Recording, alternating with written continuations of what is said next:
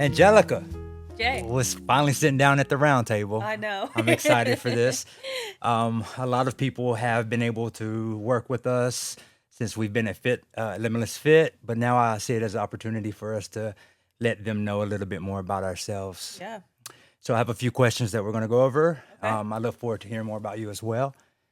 So the first question is, how did we each get started in the fitness industry and what led us to Limitless Fit? Yeah. So I personally started in the fitness industry by going to school and getting my undergrad degree in exercise science.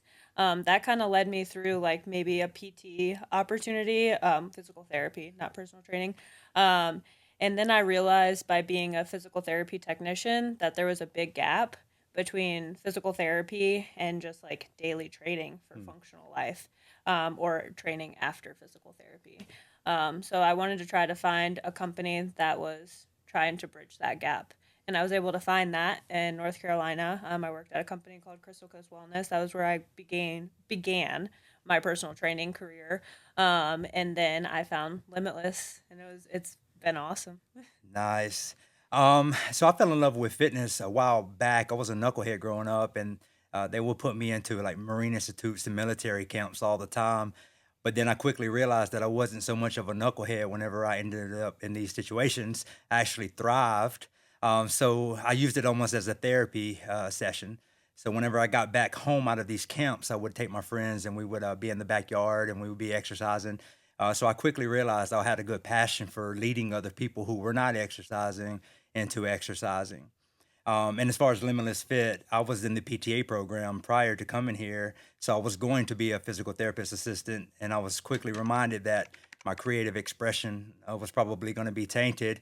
And I saw this opportunity. I was like, what better world to be in than in a place where I can learn physical therapy, but also do what I love to do, which is help people exercise. Yeah, yeah. So elaborate that on that a little bit more. So Limitless Fit, Limitless Therapy and Wellness, we have this. There's two different companies, but we're kind of like one at the same time. Yeah. So we have the opportunity to work one on one with personal training, but then we have the opportunity every single day to like watch physical therapists work one on one with their clients, which you don't really see in a regular physical therapy clinic. Yeah, for sure. It's a very unique situation. And I believe that it's taken our exercise understanding to a whole new level, being able to see people who are post rehabilitation and helping them along that journey that they have of recovery. Yeah. So we do have a unique opportunity to be able to sort of bridge the gap between the therapy side of things and then the exercise world. Yeah. Yeah. And then also like just ping pong ideas off of the physical therapists that we have on staff and each other. Absolutely. Yeah. Yeah. It's never ending here. I love it. Yeah. I love it. That's awesome. So, what's one of the most rewarding moments that we have had so far working with our clients at Limitless Fit? I think just to see, I don't know if there's like one specific moment, but I'd say it changes differently for every single one of my clients. Like, for example, I have a client, she's 73 years old, and she was coming to me, and before she came to me, she was doing what you would call like all the right things, right? Like she was walking, eating well, exercising all the time, but she wasn't reaching any of her sports specific goals. Mhm. And then we sat down together and wrote like everything on the board, and we wrote out a new plan.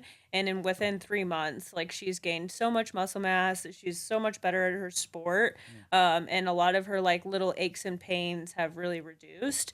And she knows that like she's 73, so like naturally the body is winding down, but she's optimizing what she has for as long as she can. So that's been really cool. I know exactly who you talk about. She's doing amazing. Yeah, Yeah. yeah. And that's not really uncommon here, No, right? no, that's like an everyday like thing. I feel Yeah, like. you have clients who are coming in who maybe have a reductionist mindset where they sort of do this thing or do this thing or do this thing. And we're like, well, why can't we just do all of these things in a very logical, progressive way? Right. How do we figure out how to optimize what you're already able to do? Yeah, Yeah. yeah. So what about you? What about It's, for you? it's the same thing. Yeah. I think we have very curious clients here, Yeah. especially the ones who have already went through the PT cycle, that they're interested in getting back to doing so many things because I think we don't really appreciate what we can do until we're not able to Yeah, do it. I agree. And so a lot of our clients have not been able, and we enable them pretty well here. Yeah. So yeah, Yeah, it's it's really a pretty awesome cool experience. for Yeah. sure. So, how do we balance our personal training philosophies to create a cohesive approach at the gym? Break that down a little bit more for me. So, you and I have very similar approaches, but Mhm. very different approaches Right. oftentimes. So, how do we tend to balance that to sort of create a logical approach towards training our clients? How do we blend our philosophy so well here? Yeah, I'd say I think it kind of starts with like our two-step consultation process. Like from the start, we're taking these clients through like a health history questionnaire, exercise goals, body composition, all that stuff. And in that time, we're also trying to pair them with either you or myself, like which one would serve that client better Hmm. in the long term. Hmm. And then through that, we kind of either break out and, we select either yourself or myself. Um, and we walk them through their journey. I ultimately think both of us could serve a lot of clients really well. But it comes down to like personality types and, um, just the way the person responds to movement or direction with exercise. We both have very different hobbies, but we have a lot of like similar foundational interests. Like I think our hobbies built in two different directions, but the foundation of them is very similar. Hmm. So I think that's why we're able to serve clients so well is because like our foundation is so similar and our like and I feel like that's kind of the demographic that we see is foundation based clients or clients who have tried X, Y, and Z and like built off a really bad foundation. So then we bring them back down to the beginning, master the foundations, and then build them back up. It's a really good point. Having clients come in who may not know what to expect at Limitless, Mm-hmm. but then are quickly blown away by the fact that we are so versed in so many different things. I think it would kind of blow a lot of people's minds if they see what all we are engaged in on a physical level, which Yeah. I think gives them the security to understand that we are outside of the box, or we're at least willing to step outside of the box. Mm-hmm. But what I think we're good at is we don't go straight to stepping outside of the box.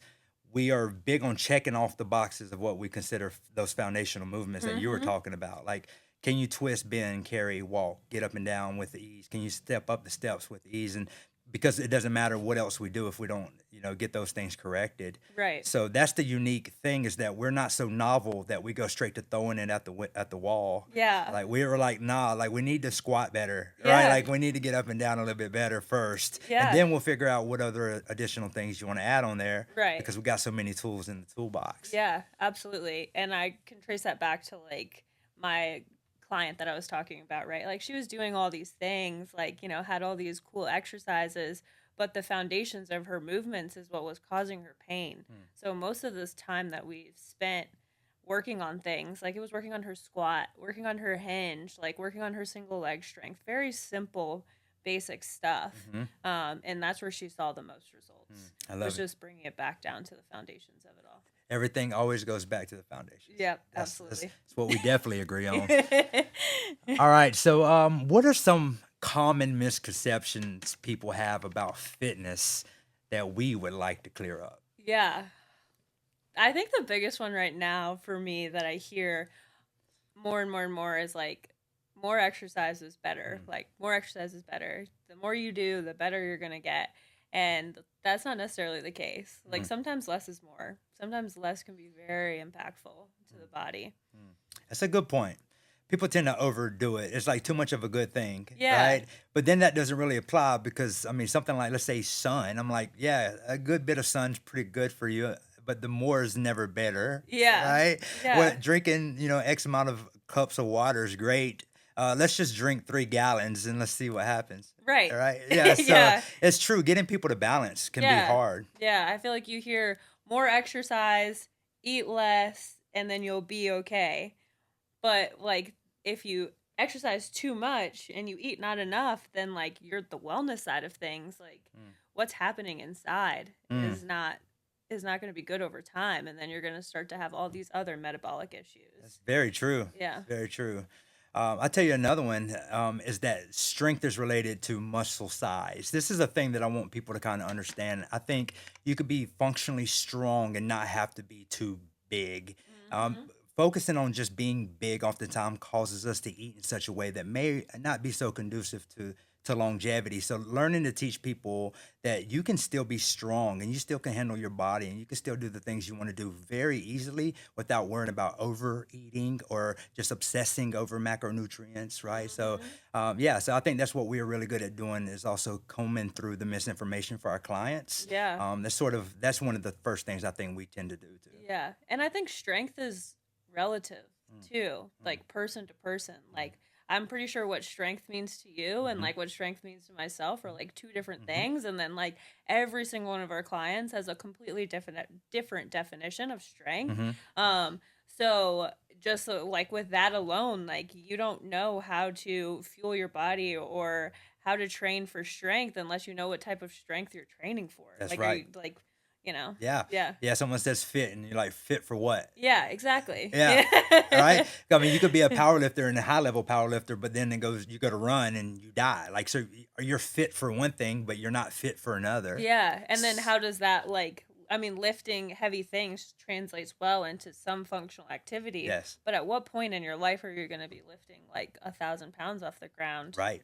So it's all about context. Yeah. Now, if that person comes to us and say they are already competing and they Mhm. want to try to get a little stronger, Mhm. that's one thing. Or you're getting paid to do this. Yeah. But if this is what you believe you have to do, I think we are good at challenging those nuances, Yeah, those philosophies. absolutely. So, if we could give one piece of advice to someone just starting their fitness journey, what would that be? That's such a good question.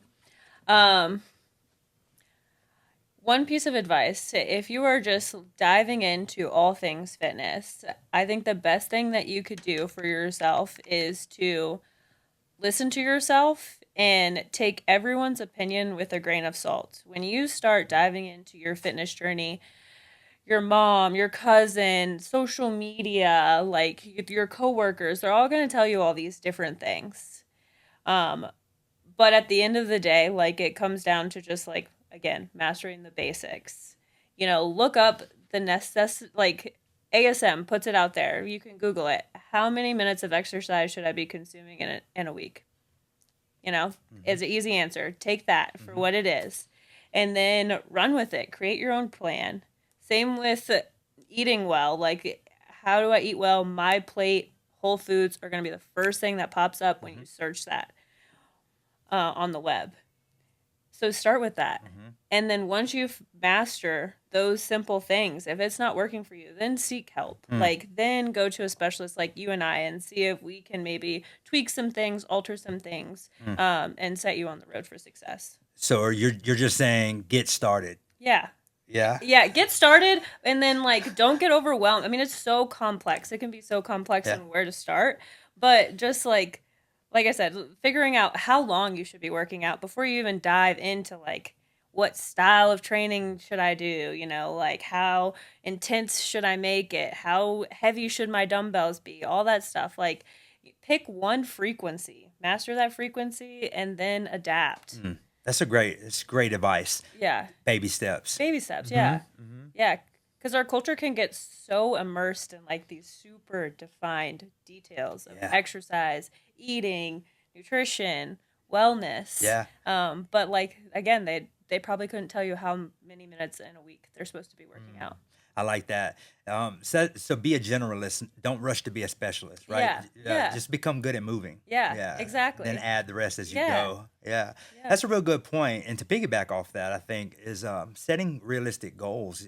I think it's kind of understanding what your starting point is and where you're ultimately trying to go, Mhm. because then that will determine the actions that you have to take to get there. Mhm. If you're just blindly moving because so and so told you to, or even because you're feeling guilty for not doing it, because Yeah. you'll tend to find out a lot Yeah, I where, mean, exercise is pretty much guilt related for yeah, most people. for Most people sure, feel guilty because they eat X, Y, and Z or because they look a certain way, so then they exercise as like a negative action or behavior. exactly. Yeah. And this is not a moral problem, No. right?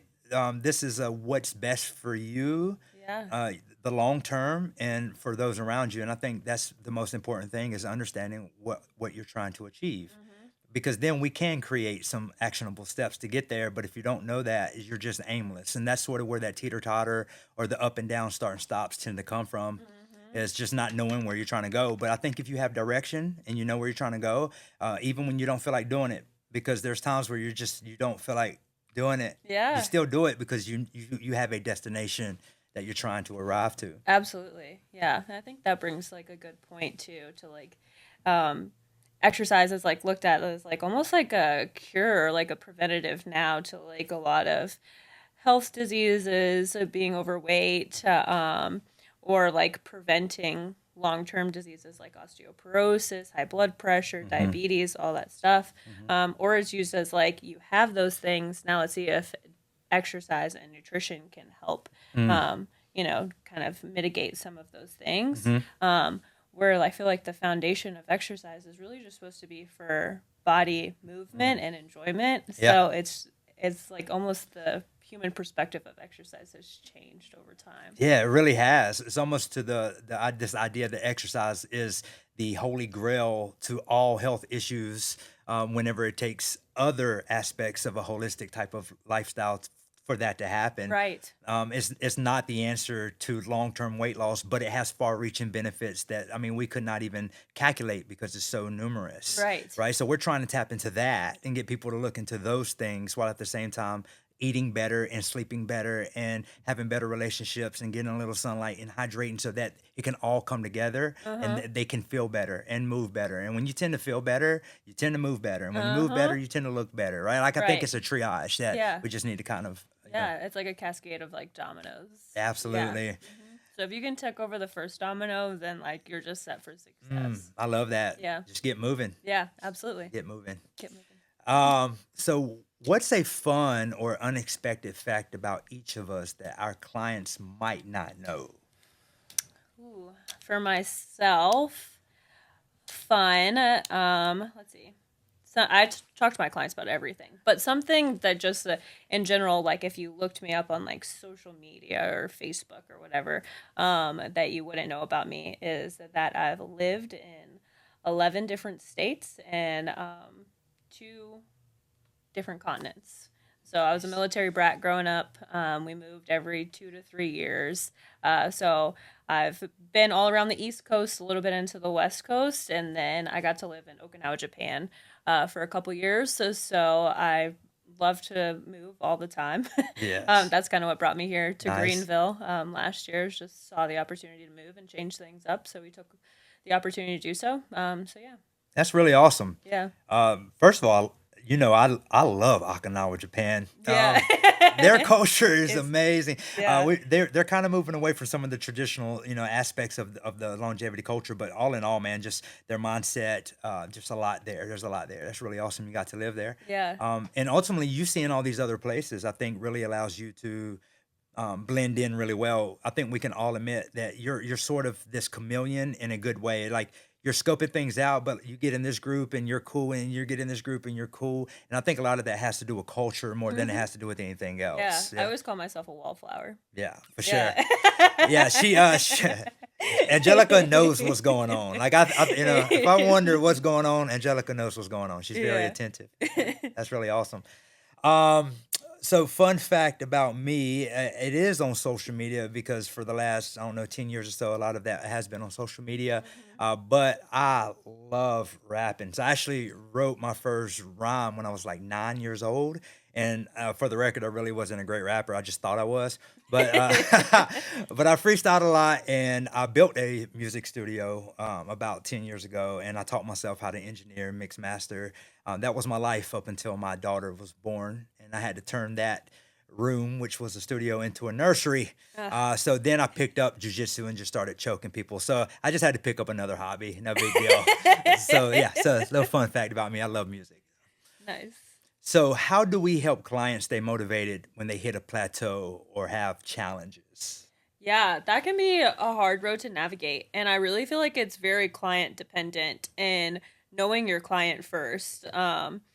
Sometimes you can attack it, like if they have a go-getter attitude and what they were doing isn't working, like we can attack it head on, like, hey, look, this isn't working because of X, Y, and Z. Like we need to pivot. Sometimes it that can emotionally derail someone to just be like, no, what you were doing is wrong. Mm. Um, or like we need to change and you've been working so hard at it and so long at it.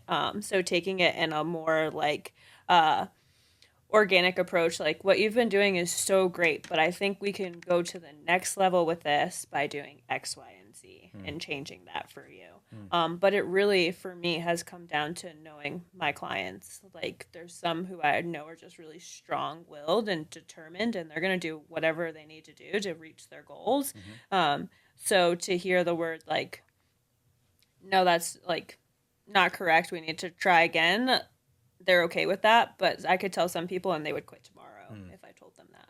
So I think it's just knowing your person. Yeah, that's very true. Yeah. Because challenges occur, we know that. Yeah, and life happens and things change. We have different seasons of life, and we just have to live and train for those different seasons of life.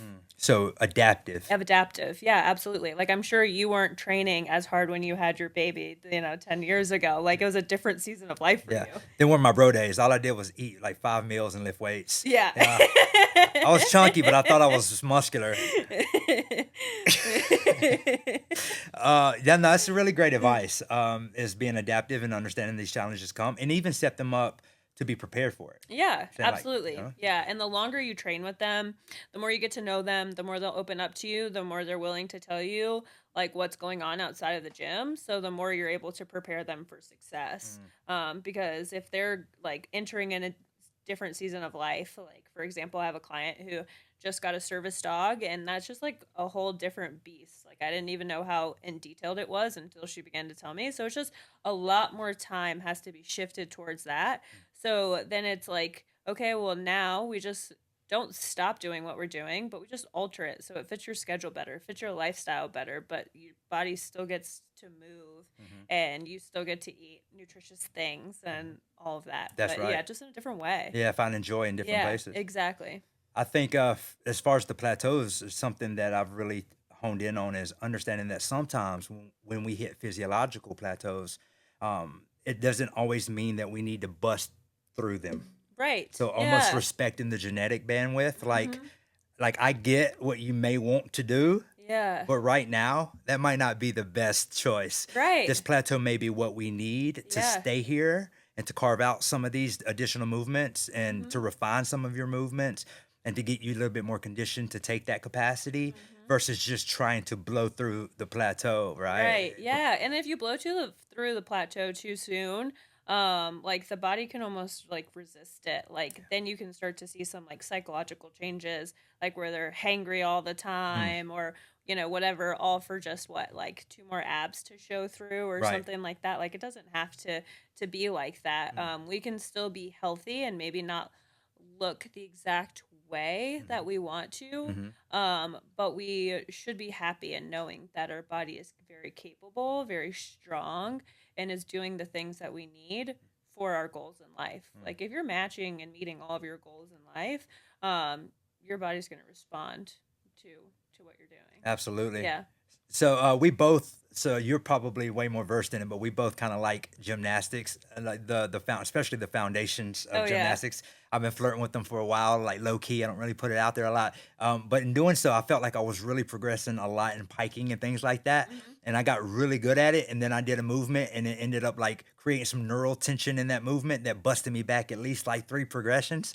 And I remember going back 3 progressions, like I'm here. It's okay. Yeah. Like it's all right. Like if I got the time, then I got the time to progress. If this is where I'm going to be, then I'm okay with being here as well. Yeah. Right? Yeah. Because you ultimately want to do that movement, right? Like that is a goal of yours. Yep. So it's okay to kind of like almost flirt with failure. Yep. And then like dial it back in, and then like where you have to go to get past it.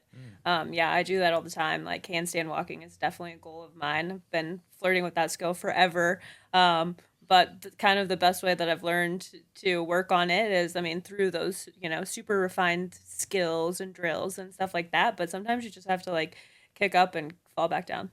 Sometimes you just got to kick up and fall back down. That's per Angelica. Yeah. Write that down. Yeah. All right. So our final question.